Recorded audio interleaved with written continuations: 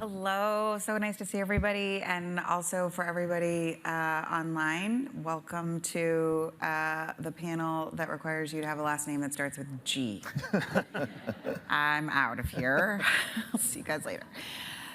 In all seriousness, this could be titled Jamie's worst nightmare as a deal maker. Leaks are the worst, but in today's day and age are just part and parcel of counseling, either from a deal perspective, or we will also talk about information leaks and data breaches more broadly, because those two things happen all the time and also tend to wrinkle M&A or other corporate strategy. So I think important to touch on both of those topics. I'm going to let my super fun panel teammates introduce themselves. I'm Jamie Leigh, Global Co-Chair of the M&A group at the Cooley firm. Hey everyone, I'm Jim Goldstein. I'm a partner at Collected Strategies, a public relations communications firm based in New York. I'm Andrew Goldstein. I'm the chair of the White Collar Defense and Investigations practice at Cooley, and among other things, we advise companies on the regulatory fallout and enforcement risks when you have things like deal leaks. Good morning, Ryan Gould, reporter for Bloomberg News covering M&A, and I'm here to tell you I am not the person you should be scared of when it comes to deal leaks. I don't know about that. We'll pressure test that as we go. One thing to think about, which is interesting in talking about this panel, and for those of you who have the esteemed role of CLO or GC or other legal support in your teams, no one from that cohort wanted to talk on this panel, which means that there must be a lot you want to know but don't want to go on record to say, which is totally fair. But I wanted to flag it because I thought it was an interesting takeaway, which is there's something about this topic that is probably ripe for preparation or discussion in your organizations, and there is a resistance to wanting to deal with it. So whatever that means, it means it probably needs to be on your planning for 2026, and we're delighted to extend the conversation beyond today. So let's jump in. Ryan, we're going to put you on the hot seat, and thank you to each of you for being so willing to talk about, maybe on a no-names basis, some real-life stories. Have you ever had a story ready to publish, but you were persuaded not to do it by the subject company? Yes and no, and I say yes and no because I think there was a situation, and I'm not going to name the company, but two public companies in a deal negotiation. I sort of went to the target for sort of customary request for comment, and they sort of said, well, let me get back to you. And there was a situation that unfolded over the course of hours, and you have people in a newsroom as large as Bloomberg's saying, what's the situation here? The editors are asking, like, what have they said? What have they not said? And eventually they came back and said, well, can you just say we didn't respond to a request for comment? And so you kind of get into this situation where, we can't say that because I've spoken to you. I mean, that's the fact of the matter, is like we have made contact. And so the strategy around saying, we can't, put us down as a did not respond to a request for comment just doesn't work. And so it was like, are you trying to protect yourself? Are you trying to say that, you want to be seen that no fingerprints as talking to a journalist around a deal? The story went out, but it was just kind of an interesting lesson in, what is actually the company trying to do with that strategy. And, I think we'll go on to talk about this, but at the end of the day, by the time the information gets to me, the leak has already happened. I just happen to be the intermediary in a way that gets that information out into the public domain. But there's a breach of trust somewhere, and that breach of trust ends up coming to me as kind of the be-all and end-all, and putting that story out into the public domain. Yeah, I think that point about the leak is already out there, whether or not it's publishable or you're going to publish it or someone else is going to publish it in maybe a more uncontained way, is something for companies to think about, particularly relative to whatever else they have going on. And in talking about deal leaks specifically, there are times in a deal or a potential deal timeline that are better or worse, candidly, to handle from an overall strategy perspective. Will you tell us a little bit about sort of how much do you need to corroborate or feel conviction about your source or multiple sources before you decide it's the right time to publish? And I understand that may be a little bit different for different sources or publications, but how do you think about what you need before you push the button? Yeah, it's a really good question because, I mean, I can only really speak for the practices that we have at Bloomberg, and Bloomberg is very much a, standards are everything. And, in journalism, if you don't have standards, you don't really have anything at all. And so, for us, like to kind of take you through as to how we think about some of this stuff, we can't put out a story, whether it be on a deal, frankly, whether it be on any matter, as far as corporates are concerned, unless we have two direct sources, at least two direct sources. And you could say, what's a direct source? And I think a direct source is someone who is in the room, someone who knows, someone who actually understands what's going on, is not third hand, is not being sort of an amalgamation of information that's come to me, and then we've pieced together, oh, this is what we think is going on. Direct sources are, people who are decision makers in a way, and they understand as to like what the gravity of the situation is. So at least two direct sources, generally the more the better. And to get to the point of publishing, I mean, we have to go to companies for comment. We give rights to reply to the parties involved. And this kind of gets back to, what some of the obstacles are to getting a story out, which is, not commenting or not responding to a journalist request is generally not an advisable strategy in our view, because I think there's a perception that if you don't respond to a query from someone like me or someone who works for another publication, that you're just going to have the story go away. That is not going to happen. So, I mean, I'm curious for Jim's thoughts because, Jim's sort of on the other side of it to me, but I just think when you get back to the strategy of engaging or not engaging, it's generally better to engage. It could even just be a decline to comment. 100%. It could be on the record denial. It can be something, but not saying anything is a non-starter. Do you want to pick that up and Sure. discuss that a bit? Well, the other thing I want to point to too, Ryan, is like the motives of that sourcing generally. So I'll be on the other side of that phone call from Ryan on behalf of a client, and my first thing to say to Ryan is, right now you're the only one chasing this. So meaning like whoever your source or sources are, they haven't gone to a competitor. You have a limited window, and hopefully we can kind of we can talk through this. For us, because more deals, especially, you can take this current environment or you can take, kind of a dry environment. Deals leak, I mean, there's stats every year, but it feels like, yeah, it's certainly more than 50% of the time deals are leaking, and there's some kind of tried and truisms on why that is. It's check a price, it's trial balloons, it's kill a deal. There's some stupidity and some luck in the mix as well. But so generally when we get engaged, the first thing that we do is put together a leak scenario plan. And that encompasses kind of three things. One is kind of understanding who your team is, kind of marshaling troops and ensuring that there is one voice, there's one outlet, or one counterpart to the Ryans of the world. There's assembling kind of those sets of materials for stakeholders. You want to think through what's too alarmist and what's not, like shotgun versus rifle. Like how widespread do I want to send something if we were to get a story that were to come from it. And thirdly, to Ryan's point, it's interfacing with the reporter, whomever that is.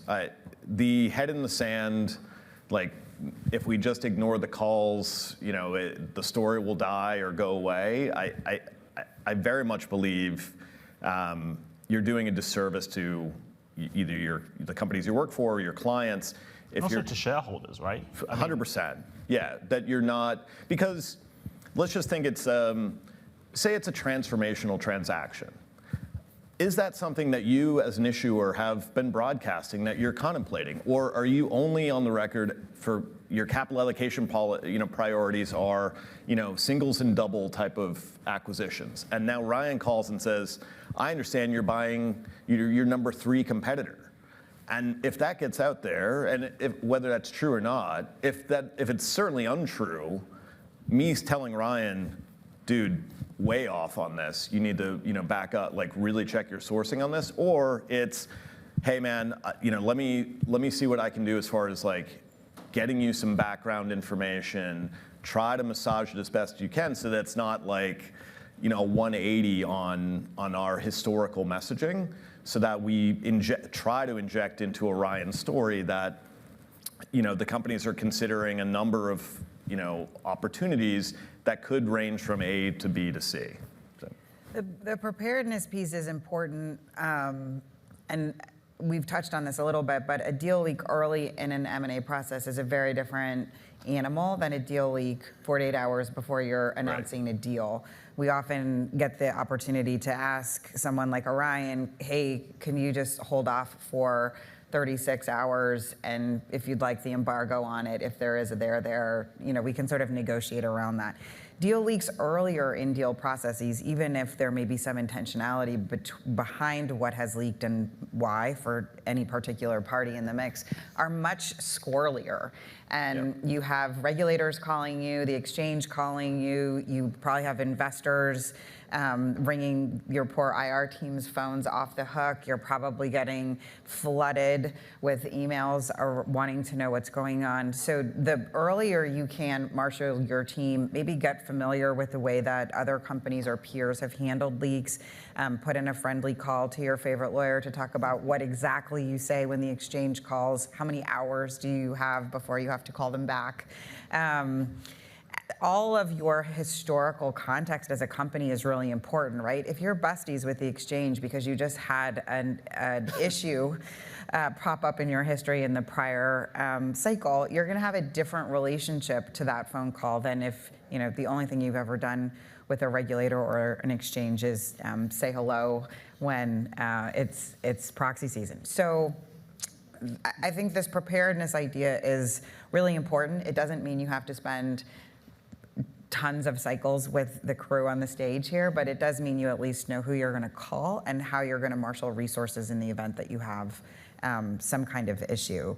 I would say getting ahead of a leak, often you don't get the opportunity to do. Right. But what are the advantages when you do get brought in early? How do you see companies take advantage of that prep from your perspective? Sure. So I think there's some, backward looking to the point earlier about, what have you historically said? How much of a shift is a transaction like this going to, be? And how receptive is the street going to be to it? So to your point about, I think you're right. Things leak at the 48-hour, T-minus 48-hour mark for a number of reasons. People are getting antsy. They want to, force a counterparty over the edge. But things do happen. Instead of 48 hours, it's 48 days or weeks ahead of a situation because they really do want to, run through the trial balloon. So from our perspective, when we're, brought into situations, be it kind of in an ongoing capacity, it's making sure that your bases are covered in a regular way, investor relations, public relations, matter, because you want to be injecting into that, what your priorities are and what your strategies are, so that if you wake up one day and you're like, my third largest competitor is really taking a hit, valuations seem, appropriate right now, I should be thinking about this. You certainly don't want to be on the record as saying, never say never on, I'm never considering that kind of size transaction. And Andrew, from a litigation risk or regulatory perspective, you've got the exchange, you've got insider trading, you've got setting the stage for antitrust. I mean, it's a whole panoply of fun and excitement. What do you think about from a preparedness perspective for our clients when deal leaks occur? I'd say two things, and to pull off of what Jim and Ryan have said. In a world where you're not just going to sit back and try to avoid the press, but you are going to bring somebody like Jim on to actually engage, you need to, rule number one is that everything has to be 100% bulletproof and accurate. And you have to make sure that nobody is freelancing, that you have a company needs to speak ideally through somebody like Jim with one voice, and that has to be thought through and well lawyered to make sure that whatever is going on, even if what's going out is no comment, we never comment on rumors and speculation in the market, which is the thing that I think most companies do. Even just to say that to somebody like Ryan needs to be thought through and part of the strategy. The second thing with respect to regulators and enforcers who are going to be looking at all of this on the back end is you need to think through, well, what is the story that I'm going to tell if somebody, months down the line is now scrutinizing the way we handled this at the time? And you need to have a story to tell that shows that you had processes in place, that you were thoughtful, that you thought about things like insider trading, and who would it be who might be one of the two sources who are going to Ryan and putting out some information. You're going to, there's without question, with most of these, like the uptick in deal leaks that we've seen, FINRA, followed on by the SEC, often followed on by the Department of Justice, they look at trading very closely. And they're looking to see if there's somebody who is an insider, like, talk to friends, family, in order to get some kind of an advantage. They're also looking to see if there's another kind of market manipulation that might have happened. And so just to come back to the overall point, where you want to make sure as a company, once you hear about this leak, that you get your ducks in a row, you speak with one voice, and you make sure that the processes that you have in place are something that you're going to be able to defend further down the line. That one voice piece is so important. People are sneaky, not reporters.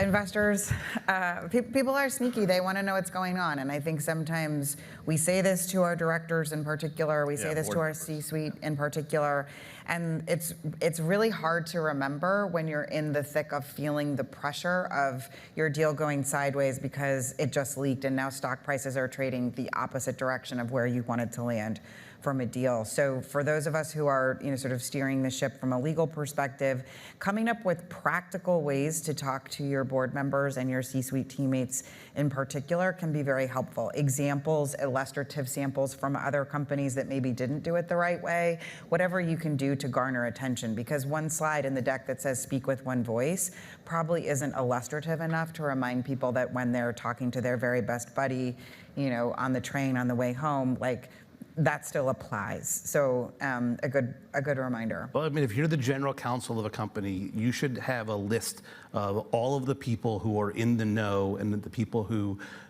could be the ones who are having to deal with either the press or who might get inquiries, and know who that is and have control over that. And then, for a lot of this, you're going to want to think through having counsel on the line to cover things with attorney-client privilege. You're also going to want to, oftentimes you want to advise conversations between executives and between board members to be on phone calls, often with lawyers present, as opposed to having people, everybody spinning out, texting each other and emailing each other. All of that ends up being discoverable potentially on the back end in a civil lawsuit or by regulators. It is much, much better if you minimize all of the paper record of people spinning around worrying about share prices and other things. Yeah. So a close cousin to deal leaks is data or information leaks, and we often deal with them in the same context just for extra fun. But let's talk a little bit about that distinguished context of straight data or information leaks. And Andrew, sometimes I think our clients don't fully appreciate what sort of the overarching panoply of fun they may have with multiple different regulators at the same time.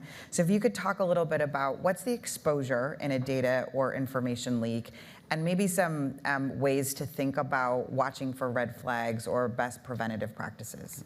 I mean, the scary news about information leaks is that basically every regulator and their sister has a stake in it and can go after a company when there's been a leak, and not just the leak itself, but did you disclose things as fast as you were supposed to any customers who might be affected, to other third parties. So it's not just the fact of the breach or the leak, but how you handled it. And the scope of regulators here are states' attorneys general who become extremely active in this space. You have potentially the SEC, which in the last administration was very interested in sort of information security and data security. It's unclear whether this administration will have the same focus. But you then have the Federal Trade Commission, the FTC. We've already seen among some of our clients way after the fact investigations into a company that dealt with, and we think correctly dealt with, a breach a couple of years ago. And now you have an FTC investigation that's been launched asking for massive amounts of data, and effectively companies, like, you can get lawyers to negotiate these things down and to try to narrow a scope, but the regulatory hangover from a leak can last for years.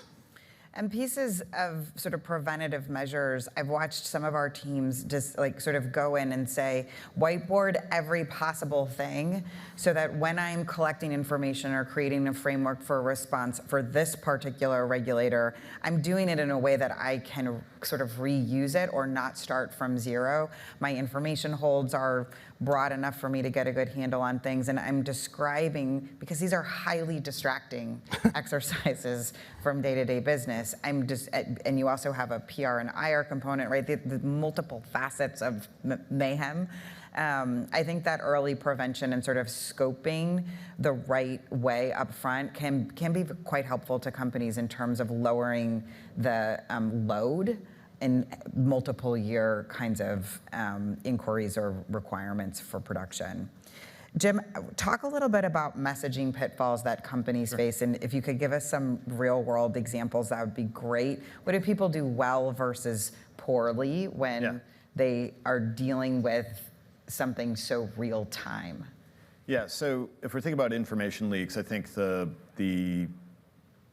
stories that kind of resonate or stick with us are the ones that are more commercially available and things that we touch. So if you think about Target and Uber and some other kind of household names that have had some information or other leaks over the years, those tend to get the most kind of they're the most newsworthy. But also there's the plan that was enacted tends to be a little knee-jerky at first, and then there's a kind of Monday morning quarterbacking that happens shortly thereafter. So look, getting the plan in place is always, having it off the shelf, and to Andrew's point, like assembling that team, making sure that sometimes it's a live fire situation. You don't have a team like your comms team or IR team just doesn't have the arms and legs for it, and the road to hell is paved with good intentions for and board members want to say things, but from our seat, speed is your friend. Specifics aren't necessarily your friend. So you want to be, as a company, you want to be saying, we're aware of a situation.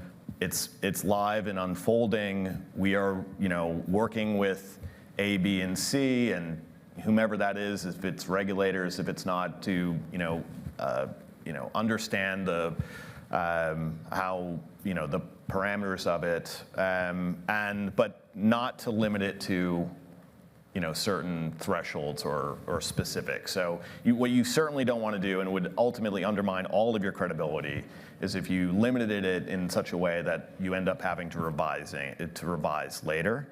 And then, frankly, there's a element of empathy that needs to come through from my seat as a communicator.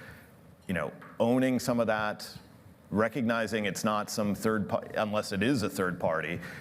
And Andrew's probably going to keep me honest on how much you want to own, but there's an element of, we become aware of this. We have either self-identified or become aware of it in some other way. We are working our way to get our arms around it, or we've self-identified. We'll be back with additional information in due course. We're not limiting it to, it's only 5,000 members in this part of the country. Hold on, more information forthcoming. Right, like where a company gets in trouble is like you're gonna, in two different ways. One is, look, not every data incident requires a disclosure. And so there are times where companies would much rather not say anything, and you want to get either you want to have an incident response plan that you go through, and there's a real process involved to make sure that if this is the kind of thing that affects a customer or could affect a customer, that then triggers disclosure requirements, that you're following that. But then once you are in the disclosure world that Jim is talking about, like everything you say has to be accurate. You can use the fact that you're doing a very fast investigation as your friend. So you can say, like, we know of this. We've brought in CrowdStrike or another third-party vendor. We are working as fast as we can, and we'll come back to you with more information. That's okay. Where companies get in trouble is wanting to say something early that cabins the damage because they want to assure their customers or their clients that this isn't so bad. But that can be wrong, and you do not want to come out and say something publicly or to customers that proves to be wrong 2 weeks later, and now you're talking about a potential negligence or fraud-based claim on top of the data breach claim. I think the way that we address the stockholder base on that front is also essential for trying to get the trading, if you're a public company in particular, your trading to settle down. Because the more the investors can understand what the scope is or what the timeline for more information or potential resolution plan is, the less you're going to see that opportunistic trading. And if you happen to be, God forbid, doing something else at your company at the same time as you're handling this, maybe you're a serial buyer, so those kinds of disruptions in your stock are really damaging for purposes of using your stock as equity, or maybe you are in the middle of another strategic process, or maybe you're trying to get a product out or just run your business and meet or beat earnings expectations. But the more you can coordinate the way that you're handling your investor base, the less you're going to see that opportunistic trading and sort of ongoing volatility with respect to the speculation in your stock. So that piece is, you may or may not choose to use sort of a stock watch service with your bankers in connection with one of these activities, but I would highly recommend it because it's also an opportune time for folks like activists to appear, because anytime you have that volatility in your stock, that's a great window for someone to pop in and decide they're going to ride that on your behalf, and then maybe take credit for it later. So being really aware of the other kinds of implications at these inflection points is important, and that you live with them for a really long time. So if you're a serial buyer, or if you think you are going to go out and maybe be sold as a target, or you're going to do a follow-on offering or something else in the capital markets, you are going to be answering questions about that incident, even if it's small, because they're going to want to know if there's more. And if it's big, that overhang is not just from a regulatory perspective, it's reputation, it's commercial partnering, you name it. The way that you handle it up front will follow you, and the story that you tell, hopefully, is something that will hold with respect to the other constituencies interested in what happened. I think this is a really good part to sort of say, from our seat as well, and I'd be curious for your guys' view on the other side, but I think there's a view certainly that a good story, like in the press, can actually act as a circuit breaker for a lot of this stuff. I think on both the deal side and also the information leak side, because I think if you can actually have the opportunity to control the narrative, and Jamie, to your point around the trading aspect, I mean, if you can sort of limit the exposure or the expense of what it is by injecting some kind of control in the narrative and working with folks like me, I think that can be really advantageous to what you guys are looking to do, as far as legal goes. I think, by the way, Ryan's advice is plainly biased, because he's like, of course you want to engage with the reporters and get everything out there. Brian. But but I actually, like, even from the white collar lawyer side of things, it's good advice. Like, if you ignore the press or pretend that it's just going to go away, you often end up getting caught flat-footed. And there are ways that you can be proactive, and as long as you're really thoughtful about it, you can engage in ways that can, like, not just help the company or help the deal go through, but can help you tell the right story to regulators on the back end. I think we're sort of beyond the no comment era, and whether or not everyone Are we? has. Yeah, I'm sure you don't feel that way because you hear it 800 times a day, but I do think we are beyond, sort of the stock response of the no comment era, and I see more clients being willing to engage, or at least listening to us talk to them about being willing to engage, to use press in tandem with quieting strategy or quieting noise, setting strategy, being more transparent with investors, because the investor cycles are beyond rapid at this moment with respect to the way that they're changing trading strategy or with respect to the way that news spirals. So we talked a little bit in prep for this panel about just what happens if you're in that death spiral of information. And we talked a little bit about preparedness. I think same applies from the M&A context to the information leak context. And know your company, right? If you're in a highly leaky environment, or you're in a place where you're using data that is not yet regulated or doesn't quite have a best practice that the industry has landed on definitively, maybe be a little more prepared. When your team is pushing a product or an offering out that is new and using data in a new way, I think it's fair game to tell your whole team there's a version of preparedness here that is best practice, and use your advisors, and I always like it when you guys sort of tell horror stories to clients or boards, because it makes it's just the impact of understanding the distraction and the aftermath and the horrendous volatility in trading, I think, is really important. Ryan, I don't want to poke you too much, but what's the difference in an information or data leak between legitimate scoop and information that may or may not have been properly obtained? How do you use your spidey sense there to discern?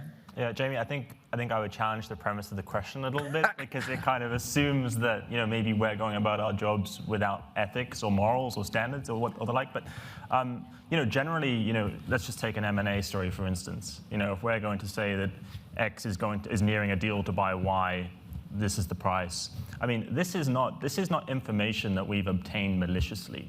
I think there's a difference between someone, let's just say, breaching someone's security system and getting access to, MNPI that they shouldn't otherwise have, versus, back to the point at the beginning, if I'm hearing about something, it's because there's already been a breach of trust. The leak has already happened. And so I think, when we go to write a story, we're not saying, okay, well, this is information that we shouldn't have, we haven't obtained it honestly. We're we're never going to be used in that sense. And I think there is some misconception around this idea that, how did they get a hold of that? They must have, done so dishonestly. And I just think, if you think about how M&A journalism in particular, which is quite a niche part of journalism now, the amount of money and capital that is being poured into this very, very niche part of journalism is insane. I mean, you see businesses like S&P just bought a business a couple of weeks ago from Motive, the private equity firm, called With Intelligence. And it's essentially what we do, but it focuses very specifically on hedge funds. That went for $1.8 billion. So, people are really spending money in this area because there's a value, it has the data, it has the human capital. And I think as to whether something's a legit scoop or not, we're never going to write something that's untrue. We want to make sure we have an accurate story. And that's where, not to go back and sort of really pound this point, though I should, the engagement factor is key. Talk to me a little bit about information sources. So I think sometimes people are surprised when, particularly from an antitrust perspective, or when a deal is live, there can be a lot of noise around whether that deal's going through or what's the challenge to it. Where should companies be more aware that information is coming to you? Is it competitors? Is it speculators? Is it investors? Is it hedge funds? Where the sources of information seem to be endless at this point. Underwriters. What I would say at the top, and I'll go into a little bit more detail, is that people say to me, who's your source? And everyone's sort of doing that Spider-Man meme, which is oh no, it's him or it's her. And I'd say generally, firstly, it's never really the person who you expected it to be. I mean, I think it's kind of an interesting exercise, but, Jamie, to your point, I think the competitors question is really interesting, because I've covered a few antitrust situations where, in one instance, and I'm not going to name either of the companies, but a certain company got a second request from the DOJ, and, as part of that issue, work stream, obviously the DOJ is going out and consulting third parties. In this instance, there was a third party that is very, very clearly against the deal and is creating noise in the market around why all the reasons this deal shouldn't happen and why the DOJ should block it. And I just think it's a really interesting exercise to be aware of, because, you're not only dealing with your own shareholders and the shareholders of the buyer or the seller, but you're also dealing with your competitors. And like, how do you, like, what is your relationship like with them? Like, there have been some really bitter feuds in M&A history, not to go into them, but I think some of them are quite obvious, where, you know, there's a lot of briefing going on, and people have agendas and they want to get those agendas out there. So I think it's just something to be aware of. Yeah, and we see this on the deal side all the time, right? And I think bankers are very happy to talk about a competitive landscape, and the hunting for deals is fierce.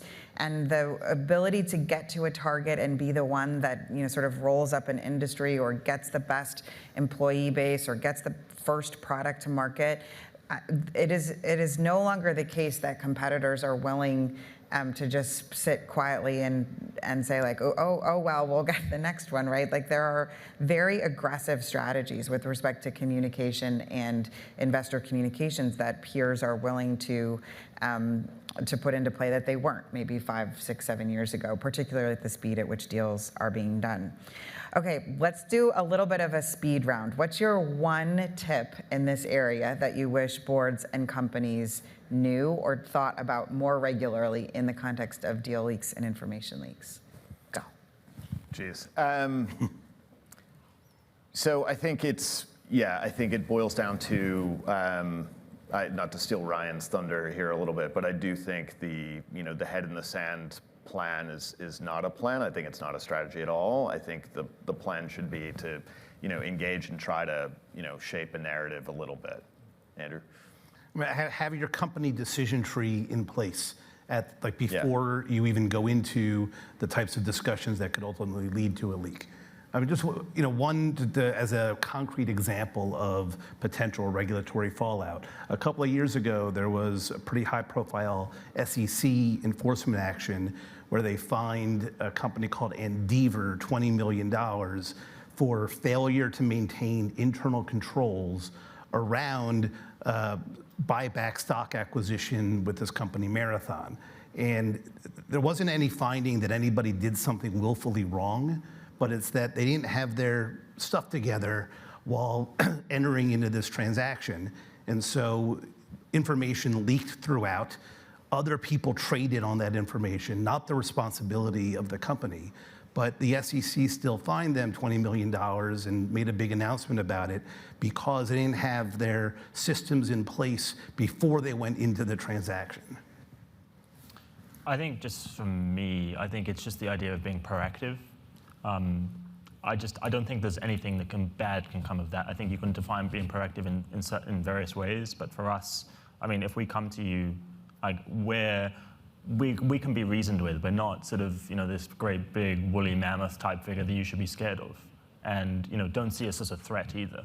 I mean, we're coming to you because we value your side and your view of things.